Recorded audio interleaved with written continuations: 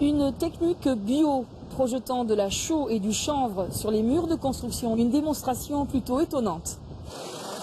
L'outil ressemble à la lance à eau d'un pompier et c'est un procédé d'enduit inhabituel sur un chantier. Cet appareil a été mis au point par une entreprise de maçonnerie du Pays Basque intérieur. La lance projette en même temps un mélange de chaux et d'eau et des granulats de chanvre. Une technique bien plus rapide que le talochage à la main. Le gros avantage qu'on a avec ce type de procédé, c'est qu'on fait une projection pratiquement à sec. On voit bien qu'une projection qui a été faite hier, si vous voulez, on l'a presque sèche. Pour moi, dans la rénovation du bâti ancien, ça reste le procédé phare qui devrait être utilisé. Un procédé conseillé par l'entrepreneur pour les maisons anciennes à rénover.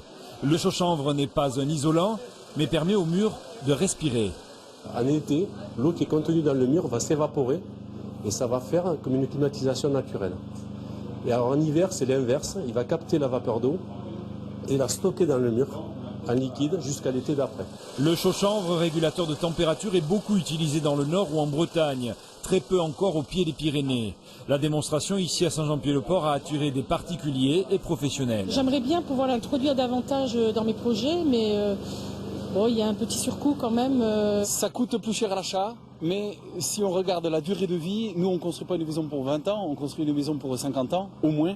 Et donc sur 50 ans, le chaux-chanvre est bien plus compétitif que les autres produits. Un enduit pour l'intérieur qui semble idéal pour cette maison de 1905. Mais attention, ce procédé ne peut pas être envisagé pour les constructions neuves soumises à d'autres normes.